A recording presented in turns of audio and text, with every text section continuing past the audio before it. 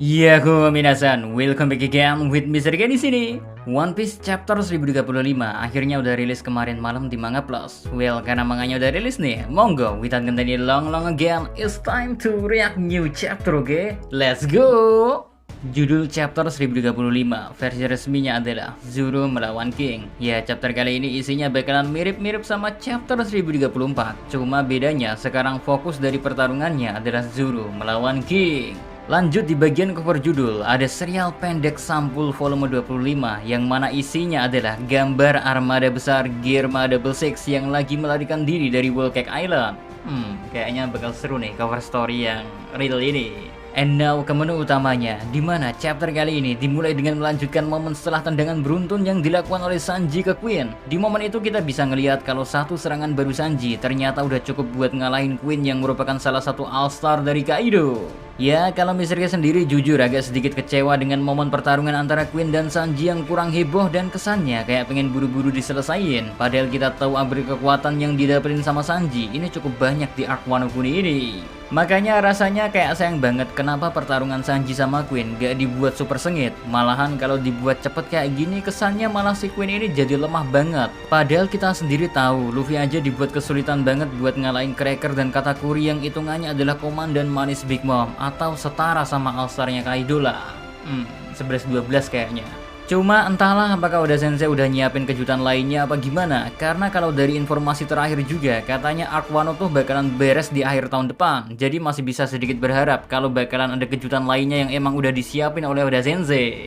Anyway, Sanji sendiri setelah berhasil ngalahin Queen langsung ngedatengin Osome buat ngasihin binatang peliharaannya. Menariknya, binatang peliharaan Osome yang merupakan tikus ya sempat ngebuat Sanji jadi teringat sama masa lalunya. Karena dulu waktu Sanji masih kecil, dia sempat ngasih makan tikus yang kelaparan. Sayangnya di momen yang sama kita dikasih lihat kalau Sanji kayaknya udah sampai batasnya. Makanya di momen terakhir Sanji terlihat mau pingsan dan Osome pun panik untuk mencari pertolongan pertama. Tapi kalau kita pikir-pikir sebenarnya sangat masuk akal kenapa Sanji bisa pingsan. Karena sebelum bertarung 1 lawan 1 sama Queen, Sanji sempat diajar dulu sama Black Maria, lalu kembali bertarung di lantai pertunjukan menahan Queen dan King. Belum lagi perubahan mendadak yang terjadi sama tubuh Sanji jelas bikin kondisi mentalnya juga pasti kelelahan. Makanya puncak dari semua kelelahan itu ya sekarang baru kerasa waktu pertarungan Sanji udah beres dan adrenalin di tubuhnya udah menurun. Sementara itu di momen lainnya kita dikasih lihat Zoro yang udah mulai mengerti cara kerja dari kekuatannya King. Sehingga serangan Zoro sekarang udah bisa melukai tubuh King. Zoro sadar kalau api di tubuh King ngasih daya tahan yang luar biasa ke pertahanannya. Makanya kalau Zoro mau menembus pertahanan King, dia harus nyerang King waktu api di punggungnya lagi padam. Dan momen itu bakalan datang kayak di momen Zoro yang berhasil nyerang mukanya King waktu King lagi menggunakan gerakan super cepatnya. Di momen itu juga topeng King ikut rusak gara-gara kena tebasan dari si Marimo ini. Jadinya King melepaskan topengnya dan kita bisa ngelihat muka asli orang terakhir dari ras Lunaria ini. Ya, ras Lunaria ternyata digambarkan memiliki rambut berwarna putih, sayap berwarna hitam dan kulit yang kecoklatan. Lalu khusus untuk King ya, di mata sebelah kirinya kita bisa ngelihat sebuah tato yang entah gambar apa. Kalau misalnya ngelihatnya sih kayak semacam tumbuhan gitu.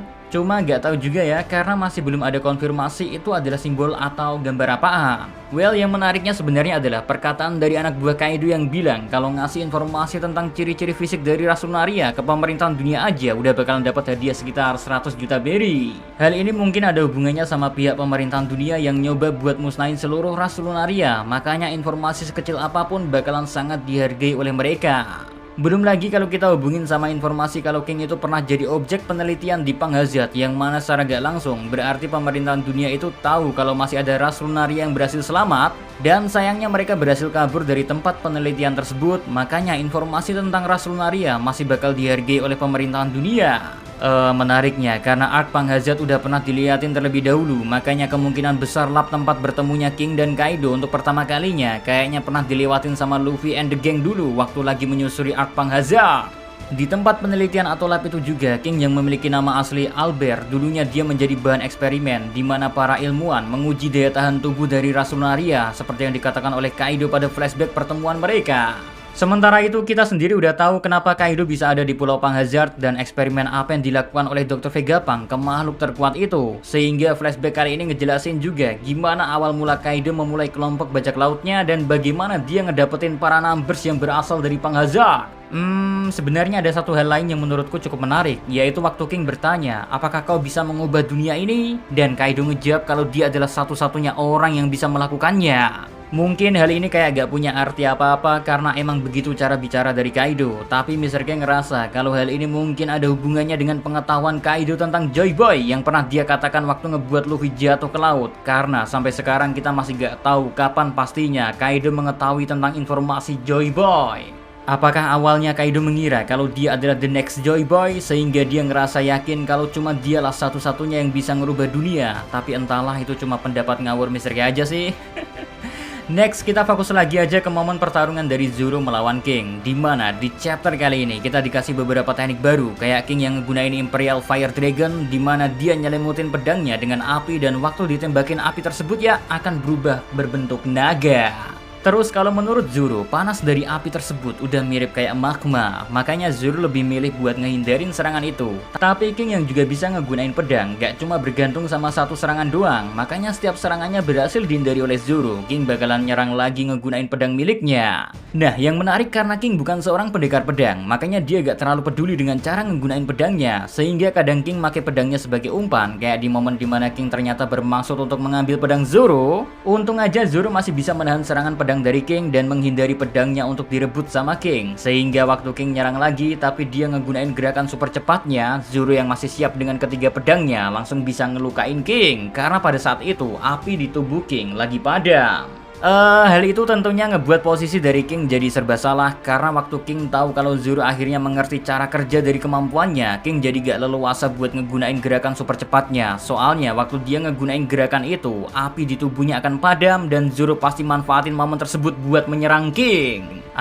Gara-gara kebingungan, King pun akhirnya mutusin buat berubah kewujudzuannya dan terbang menjauh terlebih dahulu. Di momen itu, King bilang kalau dia mengakui Zoro sehingga dia bakal mengenang Zoro sebagai pendekar pedang yang sangat kuat. Namun Zoro ngejawab dengan bilang, baiklah kalau begitu aku bakalan mengukir fakta tersebut di tubuhmu. Maka di momen selanjutnya kita bisa ngelihat kalau King ngegunain serangan Imperial Fire Dragon of Great Guardian, sementara Zoro ngegunain serangan No Santoryu Ipayaku Sanjo Yuryu Jigoku. Dan sayangnya serangan naga api yang dilancarkan oleh King gagal buat ngenain Zoro karena serangan dari Zoro terlebih dahulu mengenai King. Di momen itu kita bisa ngelihat kalau bagian dada hingga sayap bagian kanan dari King kayaknya emang bener-bener terluka hingga ngeluarin darah, dan luka kayak gitu pastinya bakal ninggalin bekas. Yang mana hal itu sama seperti yang diomongin sama Zoro sebelumnya kalau dia bakalan ninggalin fakta di tubuh King kalau King emang ngakuin Zoro sebagai pendekar pedang yang kuat, dan momen tadi jadi akhir buat chapter 1035. Ya sayangnya kalau kita lihat dari pola chapter sebelumnya dimana judul chapternya adalah Sanji melawan Queen, kita tahu kalau di chapter selanjutnya Sanji langsung diumumin sebagai pemenang. Terus karena chapter kali ini judulnya Zoro melawan King, akankah di chapter selanjutnya atau chapter 1036 Zoro bakalan diumumin sebagai pemenangnya juga? Ya kita tunggu aja gimana kelanjutannya, karena untungnya break next week atau minggu depan libur, makanya chapter terbaru bakalan rilis di tanggal 3 awal tahun alias tanggal 3 Januari 2022. Libur kali ini cukup panjang ya. So segitu aja buat konten react One Piece chapter terbaru kali ini guys. See you again next time. Adios di Caramelos. Stay safe everyone. Salam